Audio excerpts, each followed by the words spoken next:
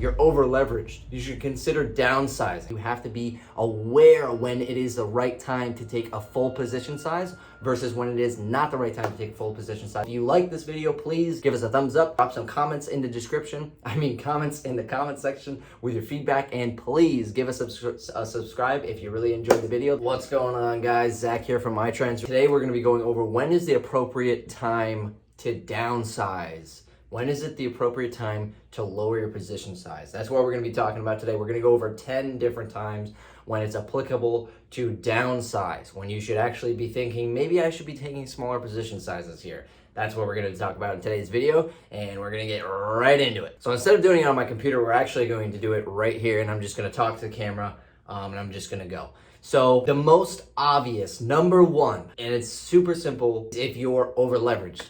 And what do I mean by over leveraging? Well, let's just give an example here. Let's say that your account is $1,000 and you've got 4 trades open on an $1,000 account, and it takes up a total of $750 of your $1,000 account. So you have $750 in the market and you only have $250 out of the market. You're over leveraged. If all those trades, went to zero, your account would be $250. You're over leveraged. You should consider downsizing. So instead of taking $750 worth of positions, you should maybe consider only taking like $200 worth of positions. That way, if the trade or trades go south and all you have in the market is $200, you're down $200. And so instead of being down $750, you're down $200. It's a lot easier to get yourself back to the $1,000 level than it would be to take an account from $250 to $1,000. So that is number one. If you're over leveraged, if you have too many trades on at one time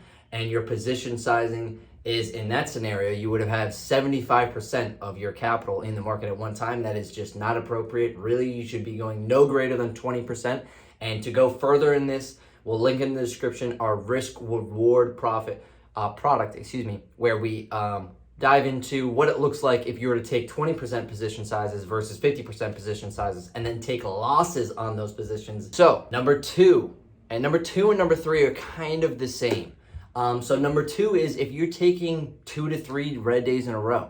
So say you come to the market on a Monday morning, you have some poor trades, you take a red day on Monday.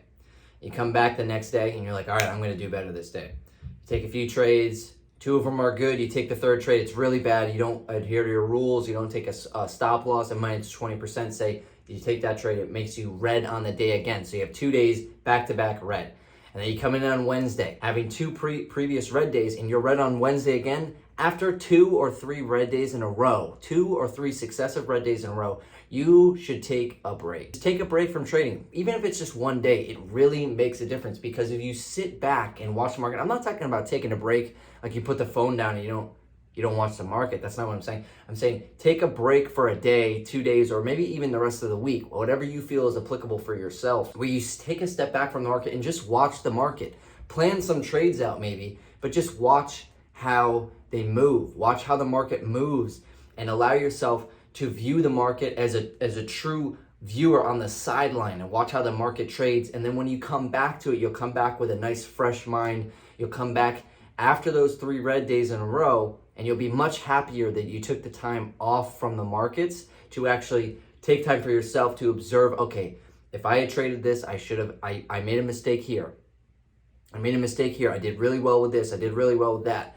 And you can actually take a step back and observe it. And rather than just rushing to get back into the market where you're all emotional and you're making emotional decisions, you're actually coming to the market with a sound approach, with your strategy, with your rule base, and telling yourself, no, I'm gonna make sure that I follow my rules. I'm gonna make sure that I follow my strategy. Any trade that's outside of my strategy, I'm not taking it. If I don't like the setup, I'm not taking it. It doesn't matter. I'm just sticking within my bound, and taking yourself away from the market and just watching for, whether it's, again, 1 day or 2 days or the rest of the week.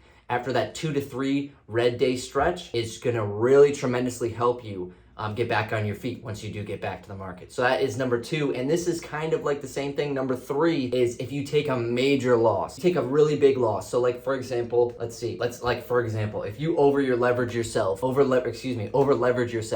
and you take a really big loss, let's say, or you didn't adhere to your rules, you didn't take your stop loss at minus 20%, minus 25%, whatever it is, and now you're suffering like a minus 90% loss, and say it's, your account's $10,000 and you just took a $1,500 or $2,000 L. Like, that's a big L. That's a 20% L. Those big red days are days where you should be stepping back from the market. If you take that big red day, say it's one trade, it takes you down minus $1,500, minus $2,000 on a $10,000 account, 15 to 20% of your account, just walk away from the market. Don't look back in the market that day, because if you're sitting at your computer or sitting on your phone looking, you're gonna be emotional and you're gonna start taking an emotional approach to the market, which is exactly the opposite of what you wanna do. You're gonna take that emotional approach and say, I could make some money here, I could make some money here, and you're gonna try and make that money back. You're gonna be rushing to make that money back, and that's going to only cause you to either make very minimal gains and then make a big mistake again and take a further big loss, or you're not even going to see any type of green and you're just going to take another big loss because you're approaching the market with an emotional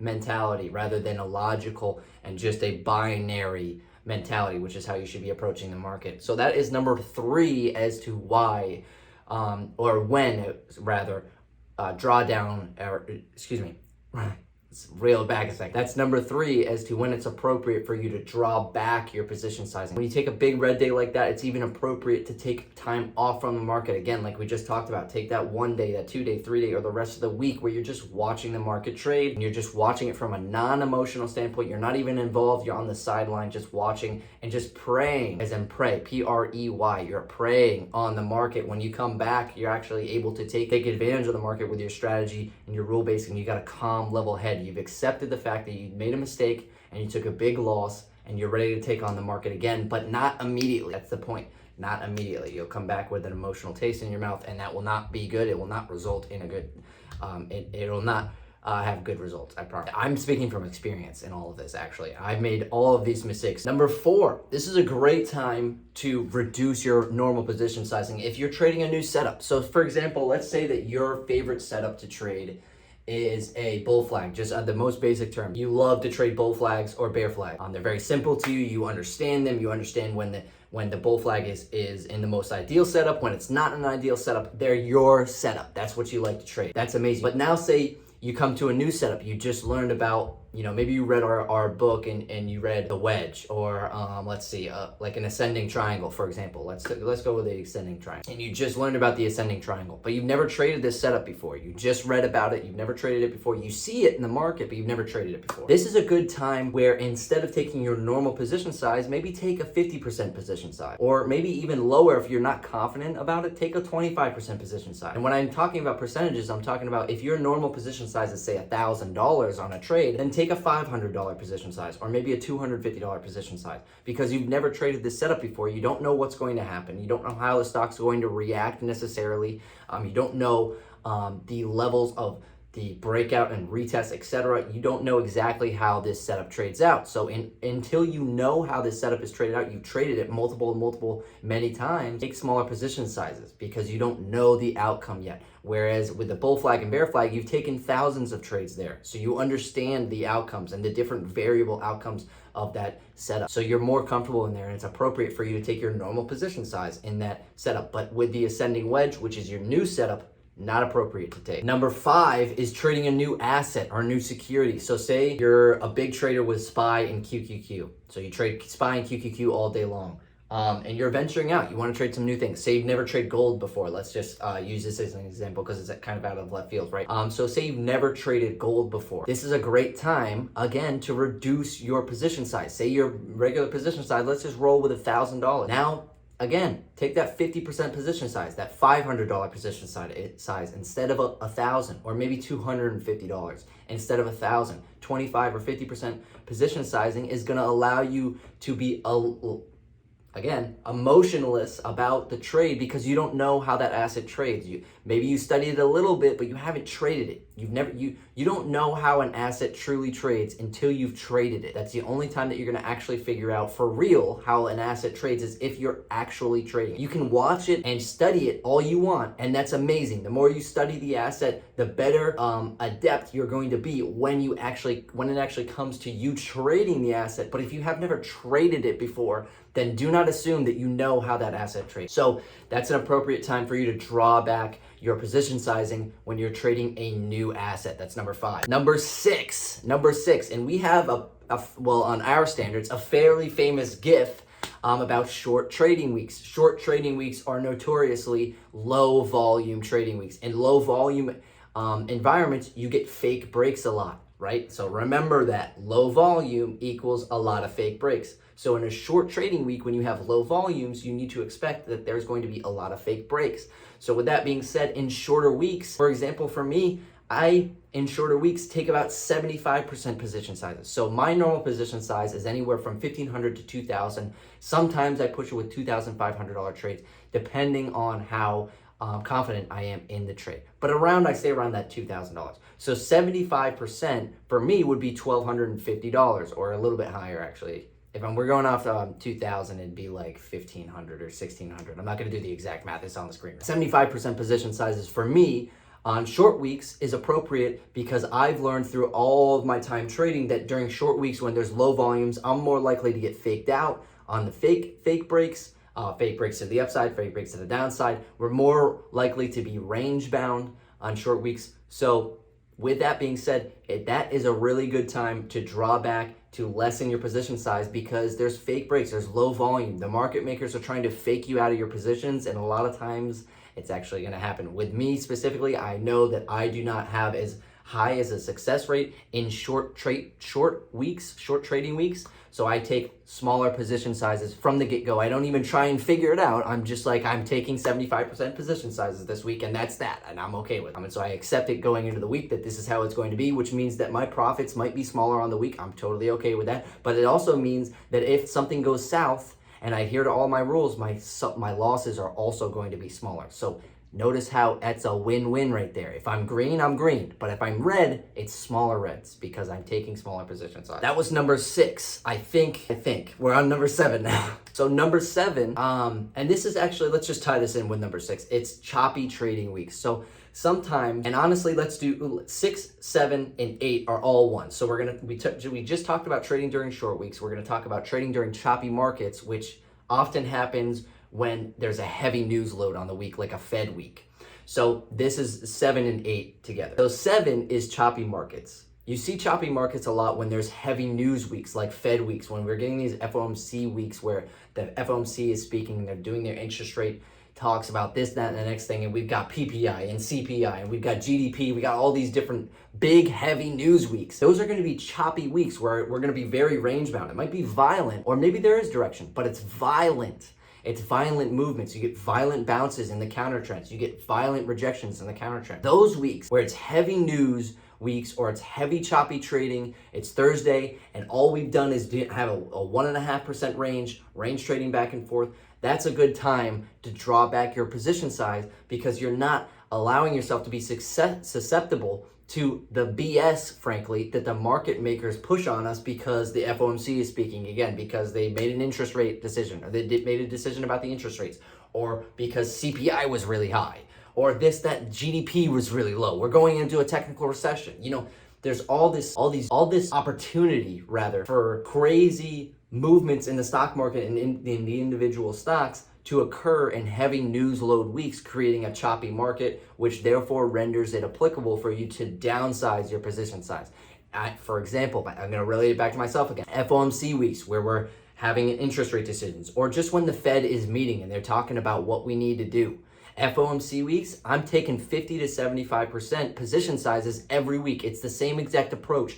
I know when the week is occurring. I know when the FOMC meetings are going to occur. So I'm going into that week with the mentality, I'm taking 50% position sizes, I'm taking 75% position sizes, but I'm definitely not taking 100% position sizes, because I know through my history that I do not perform very well on FOMC weeks because, again, of the violent movements, the fake outs, etc. So I know that my performance isn't as high on FOMC weeks. Okay, I'm cutting down my position sizes. Again, because my greens, yes, my green days, they'll be smaller, but my losses, my red days, if I have any, will be smaller as well, and I'll be very thankful. I'll come back the next week and I'll trade and I'll make more money. I'll be green and I'll have regular position sizes, so my green days will be up. And because I keep really tight stops, minus 20%, minus 25%, there is the occasional, sorry, I'm burping, I just ate lunch. There is the occasional time where I take a bad L. I just did a recap of it on our page. AMD trade went terrible. Check it out. It's what not to do. Don't fight the trend. Anyway, there is that occasional time where I do take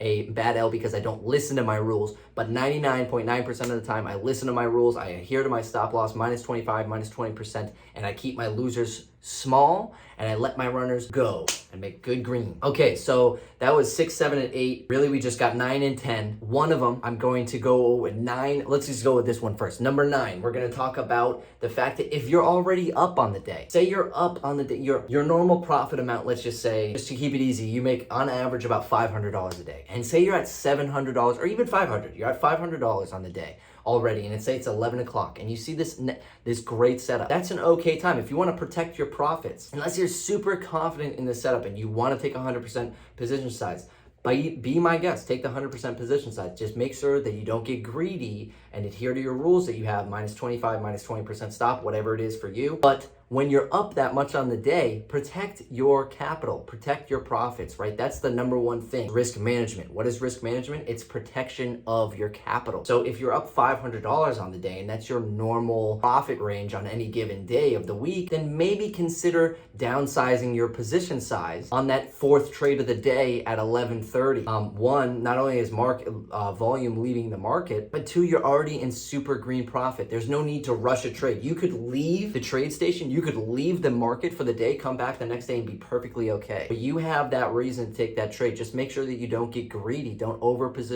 leverage yourself, Don't ignore your rules. And if you need to / want to, take a smaller position size. Yeah, so what? You'll make smaller greens on the day, but it'll still be a little bit extra. And if the trade goes south, you're not going to take a major dip in your greens on the day, which will make you even more reactive and emotional, which might lead you to get back into another trade emotionally and take further losses. And that is a bad cycle to get into. You don't want to get into that. So number 10, we're finally on number 10, the last one. 10 out of 10, baby. We're going to do this in under 16 minutes. Sorry, this is going to be a long one. You know that I'm not really one to make short videos here. I like to make them very fluent, or as fluent as possible, and very thorough. So I hope you guys get a lot of value out of these. By the way, side piece, hope you guys get a lot of value. Please leave any feedback in the comments or what you guys want us to talk about, etc., etc. Please leave it in the comments section. And of course, a like is always appreciated and a subscription if you really like us. Number 10, lottos. Let's talk about lottos, lotto trades. Number 10 is about lotto trades. So in iTrendz trading, we do a lot of lotto trades at the end of the week because there's very little time until expiration. So your trades can actually experience extreme upside. Take a contract from 20 cents to $1.50. The IV is super high, so you're going to see a lot of crazy movements in the contracts. Now, of course, this works against you. Make sure you take or keep tight stops. But generally speaking, when you talk about a lotto, it's either a zero or a hero. It's either a zero or a hero. And that's how you should take the approach. So with that being said, don't take a full position size on a lotto trade. It's simple. It's the lottery. It's lotto for a reason, a zero or a hero. It's one or the other. There's no in between. You have to take that approach before you even get into the trade and be okay with it, because that trade should be going for more than 100% if it's a lotto. If it's not, then that's okay, you still made greens. But if it's going to zero, you don't want to be in a full position size, because if you lose that full position size, you obviously messed up. So for example, for me, I take maximum 25% position sizes in lotto trade. Unless I have extreme conviction, and for the most part, even if I have the highest of conviction, I still don't up my position size. It's just not worth it. There is going to be a trade that is going to be a perfect setup, but because I'm in a losing lotto trade, that's going to be taking my focus. I might not be able to optimize on that perfect setup trade that would have made me my money on any given day during the week. I'm focused on the losing lotto trade if it's an L, and that's going to make things mess up. If I have a full position size in there, I'm going to be worried about it. I'm going to be emotionally trading that trade because it's a lotto. It's extremely risky. So with that being said, lotto trades is number 10. That's a perfect time for you to not take your normal position size. Like I said, for me personally, it's almost never above 25%. Never.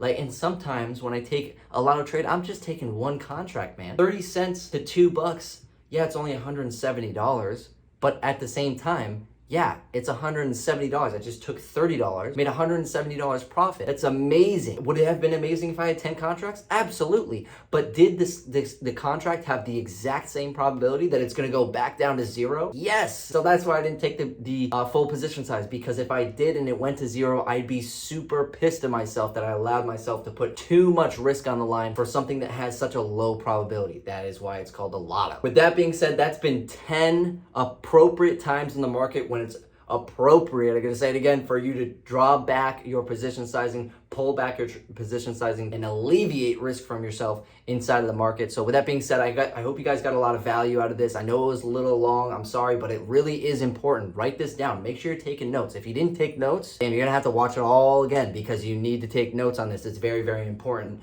to remember all 10 of these scenarios, because they happen not every day, they happen all the time in the market. And if you're a real trader, they're going to happen all the time over the entire course of the career. So you might as well write it down in your notebook right now and make it a rule, and be cognizant of it and cognitive of the fact that you have to be aware when it is the right time to take a full position size versus when it is not the right time to take full position size. And we just gave you 10 reasons. So if you like this video, please give us a thumbs up, drop some comments in the comments in the comment section with your feedback, and please give us a subscribe if you really enjoyed the video. This has been Zach with iTrendz. I am out.